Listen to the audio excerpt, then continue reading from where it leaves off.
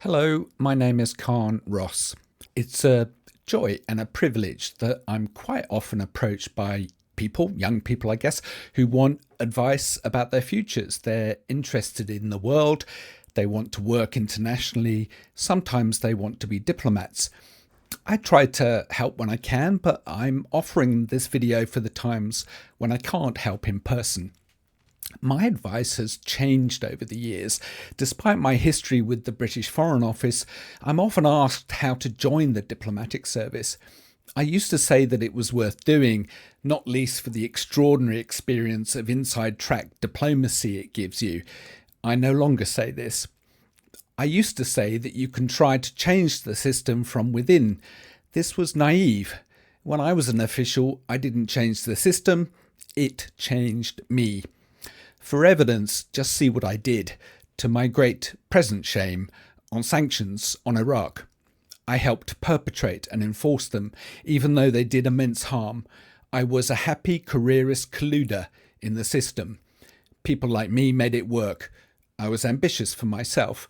My values were very much a secondary concern, one that I was too often prepared to sacrifice. I have become critical, if not actively hostile, to the state.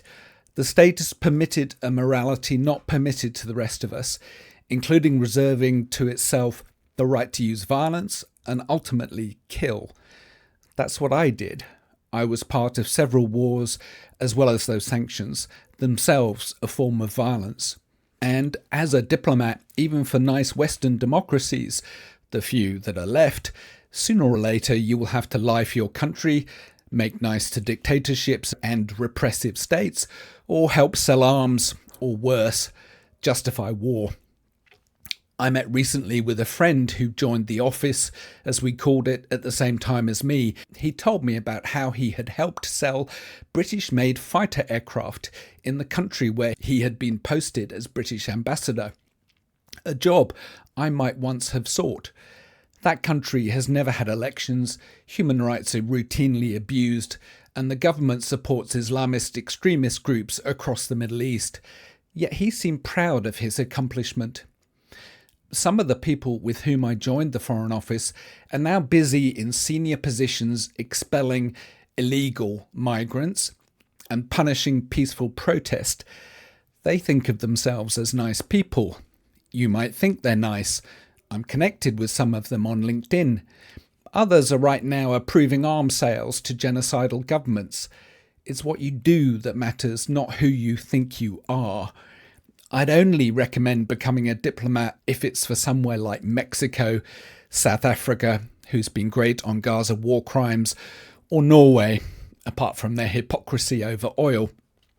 Germany, France, which supports Morocco's illegal occupation of Western Sahara, the UK and US, not so much.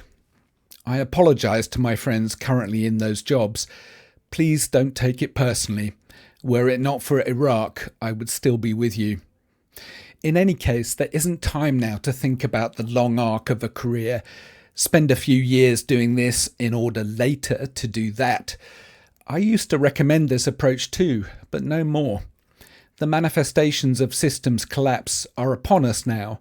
Fascism in America, the rising far right across Europe, the climate emergency. Need I go on? We need everyone to get on this. Indeed, the idea of career seems to me increasingly misplaced. AI is busy destroying the knowledge jobs, i.e. middle-class jobs. Even before that, capitalism had created an everyone for themselves economy. I now know very few people of my age who are in permanent jobs. At my age, we should be enjoying the apogee of our careers with a comfortable retirement in prospect. But most people of my generation I know are in more or less temporary gigs, worrying about the next one or their non-existent pensions. Even the Foreign Office has become a much less secure employer as it ejects the unwanted into compulsory early retirement. I'm sorry to be the bearer of such disillusioning news, but there is freedom in this realization too. No longer are you obliged to toe the line for all your working life, to fit in, grovel to the bosses, etc., because you want ultimately to make it to the top. So that's what not to do. What to do instead? Well, here my advice gets a little less conventional. Don't start by thinking of careers or other labels, at least in the realm of international relations and diplomacy, not for doctors, obviously. What really matters doesn't have a label, and certainly not that of career. The first task in making any choice is to locate what you love or hate.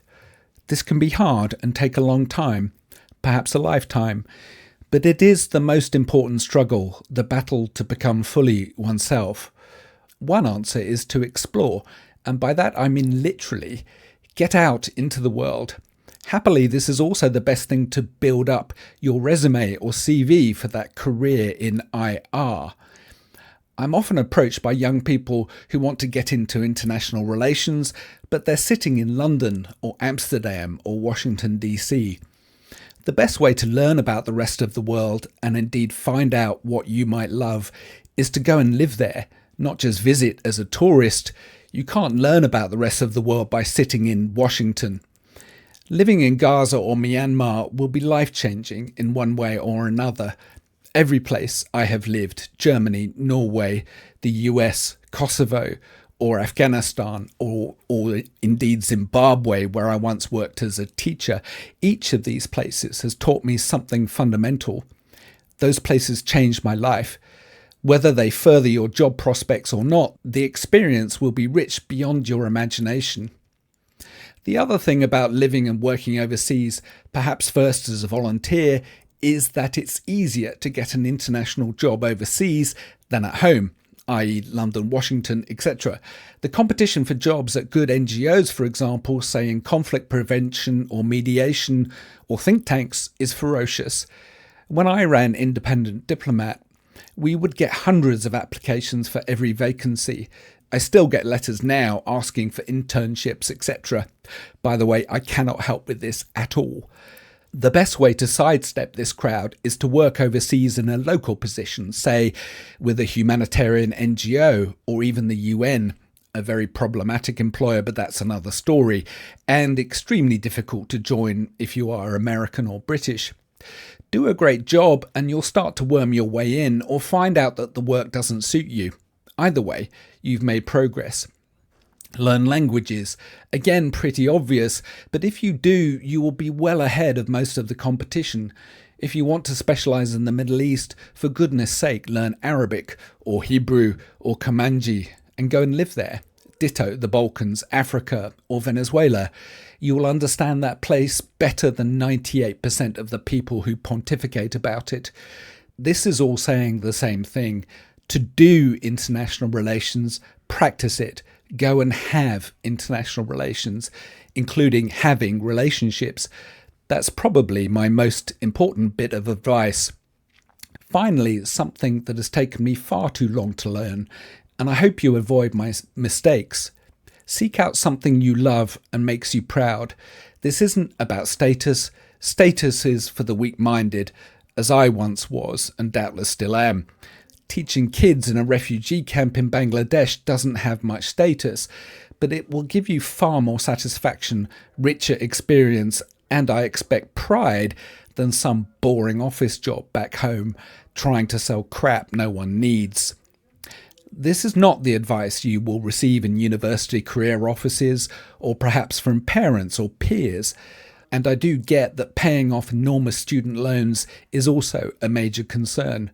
What I'm proposing is a harder road than that neatly packaged career, but it will be your road and no one else's, and its triumphs will be yours, as well as its disappointments.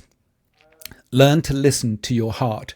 Take note of the moments which moved you or enraged you. Then go and work on that thing. Find others who do. Talk to them. Most people are open to sharing their knowledge if you ask politely.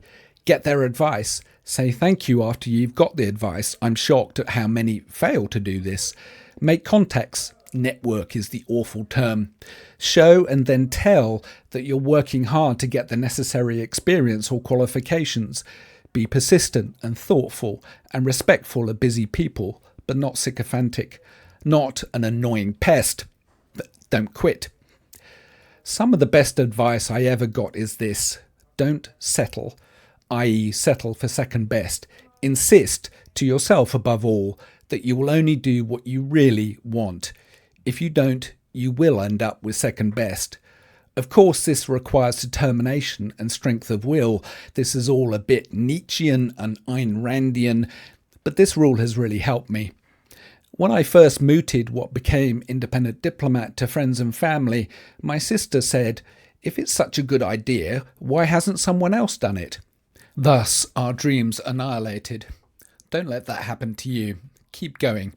If you fail, at least you tried, which is more than most people can say. This is how to get jobs that work for you and a life that you may love, at least in this regard. If you have any other tips, please share them in the comments. I gladly share this advice for free.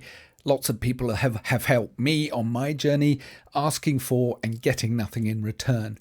All I ask is that if you like this video, please share it and ask people to subscribe to future videos on YouTube or TikTok, or visit my website. The address is in my profile. I plan to do some video chats at some point soon, so please feel free to join those with any questions you might have. I will post this video with subtitles in other languages, including Arabic, French, German, and Chinese. I hope this is helpful. Good luck.